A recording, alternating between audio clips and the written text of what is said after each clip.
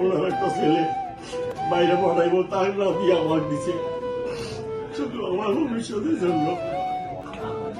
আসসালামু আলাইকুম। আমি আসলে প্রতিদিন যেমন বলি যে আমি তো আসলে সব দেখাই না, কিছু কিছু স্টোরি বলার দরকার, কারণ এই জিনিসগুলো মানুষ না জানলে নয়।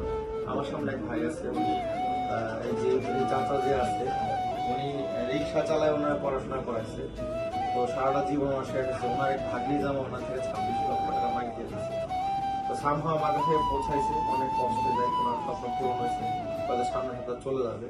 ওনার মন থেকে শুনি যে উনি কিভাবে প্রতারিত হয়েছে, একটু বলেন আপনি। আমার ভাগ্নি জামাই, আমার ভাইয়ের ভাগ্নি জামাই আমার থেকে মানে ইটালি পাঠাইবো বলে আমার কাছে 24 লাখ টাকা নেয়, নিয়ে আমাকে ইন্ডিয়া নিয়ে যায়। ইন্ডিয়া দিল্লিতে 2 মাস থাকে, রাখার পরে 2 মাস পরে আমি বাংলাদেশ আসি। আসার পরে তার 1 সপ্তাহ পরে আবার আমার এজেন্ট আছে আলামিন ভাই, ওনার কাছে আমার পাসপোর্টটা জমা দেয়।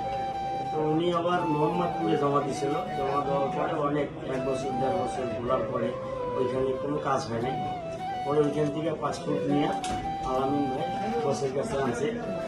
বস আমার কাজ করছে, বসের কাছে আমি সমস্ত কিছু খুলে বলছি, আমার কিচ্ছু করার নাই। বস আমার অনেক হেল্প করছে এবং নিজের ভাইয়ের মতো দেখে আমাকে ইউরোপ যাওয়ার স্বপ্ন পূরণ করে দিচ্ছে। বসে যেন আল্লাহ হাজার হাজার বছর বাঁচায় রাখে, মানুষের যেন দুঃখ কষ্ট আর দিতে পারে, আল্লাহ দান করুন। আর আমার চাচা, আমার টাকা পয়সা ছিল না, আমার চাচা রিক্সা চালায় আমার লেখাপড়া করেছে। ওনার জমি বিক্রি করে আমার টাকা দিছে, গরু ছাগল বিক্রি করে আমার টাকা দিছে। আমার খুব কষ্ট, আমার কিচ্ছু নাই। আমার বস আমার সমস্ত হেল্প করছে, বসে আমার আর বলার কিচ্ছু নাই। আল্লাহ যেন বাঁচা রাখে বসে।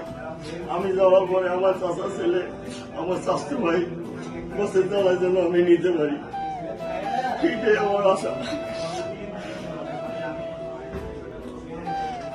আসলে এই জগন্নাথে যখন ভাই ভাইয়ের দিকে তাকায় না, দেখেন উনি নিজে রিক্সা চালায় আরেকজনের পড়াশোনা করাই নিয়ে আসছে, কিন্তু নিজের আত্মীয় ভাগ্নি জামাই যখন প্রতারণা করে তখন মানুষ কার কাছে যাবে? দুনিয়াতে মনুষ্যত্বার কোথায় রয়েছে? ভালো থাকেন, দোয়া করেন ইনশাআল্লাহ যাতে আল্লাহ এরকম মানুষগুলোর বাঁচায় রাখে।